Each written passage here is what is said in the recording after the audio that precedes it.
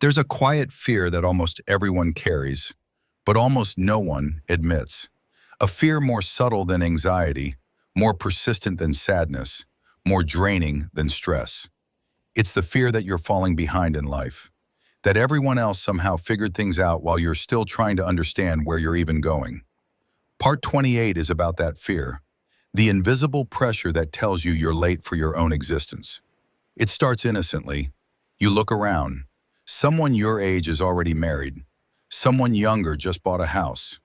Someone less experienced has a better job. Someone with fewer resources is thriving while you're still trying to survive.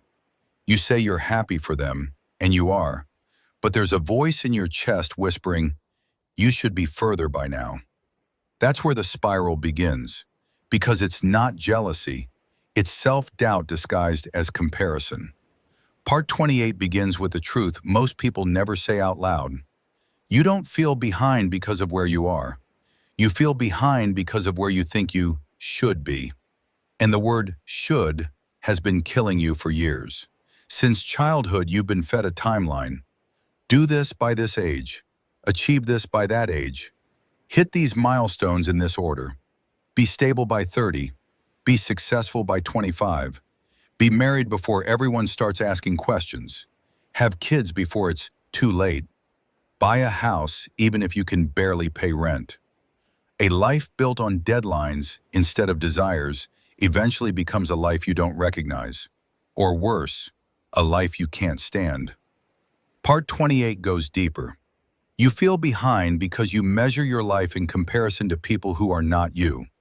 People who had different parents, different opportunities, different burdens, different traumas, different support, different wiring, different pain, different luck. Life isn't a race, but your mind learned to treat it like one. And the tragedy is this. You're comparing your behind the scenes to someone else's highlight reel. You're comparing your healing journey to someone's survival mask. You're comparing your internal battles to someone's external performance. But what you forget is this. People show you their success. They hide their suffering. You have no idea how many people you envy secretly envy you. Part 28 uncovers another layer. You feel behind because your nervous system has been stuck in survival mode for years. You weren't building, you were surviving. You weren't growing, you were coping. You weren't expanding, you were holding yourself together. Of course your progress feels slow. Survival is slow. Healing is slow. Rewiring your entire internal world is slow. But slow is not the same as behind. Part 28 goes deeper still. You feel behind because you've been carrying emotional weight no one sees. The weight of old trauma. The weight of expectations. The weight of guilt for not being who others wanted. The weight of pressure to succeed. The weight of fear of failing.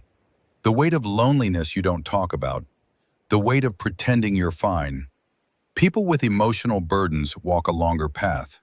But a longer path does not mean a lesser destination. Part 28 reveals another hard truth. You feel behind because you're growing internally, and internal growth is invisible. It looks like stagnation. It looks like stillness. It looks like uncertainty. It looks like nothing is happening. But beneath the surface, everything is happening. Your foundations are shifting. Your identity is restructuring. Your beliefs are unlearning. Your trauma is loosening. Your boundaries are forming. Your intuition is awakening. Your future self is assembling. This is not stagnation, it's incubation. But society doesn't reward internal growth. It rewards visible outcomes.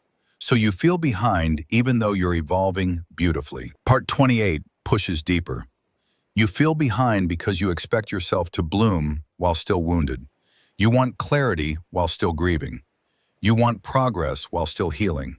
You want confidence while still breaking generational patterns. You want stability while still rebuilding your sense of self. Healing slows you down, but only so you can move forward without collapsing again. Part 28 addresses the darkest layer. You feel behind because someone in your past convinced you that your worth is tied to your productivity. Maybe a parent who only praised achievements. Maybe a school system that rewarded perfection. Maybe a culture that glorifies constant success. Maybe a partner who made you feel like you were never enough. So now, when you rest, you feel guilty. When you slow down, you feel inadequate. When you don't meet a milestone, you feel like a failure. When others progress, you feel defective. Your worth is not tied to speed. Your value is not tied to timelines. Your life cannot be reduced to checkpoints. Part 28 uncovers the real cause. You don't feel behind in life. You feel disconnected from your life. You're not late, you're misaligned. You're not failing, you're resisting a path that was never meant for you. You're not behind, you're on a timeline that doesn't match your soul. Part 28 ends with the truth that can finally set you free. You are not late. You are not behind. You are not missing your moment. You are becoming. And becoming takes time. Becoming takes silence. Becoming takes healing. Becoming takes shedding identities that weren't yours. Becoming takes stepping into who you truly are, not who you were taught to be.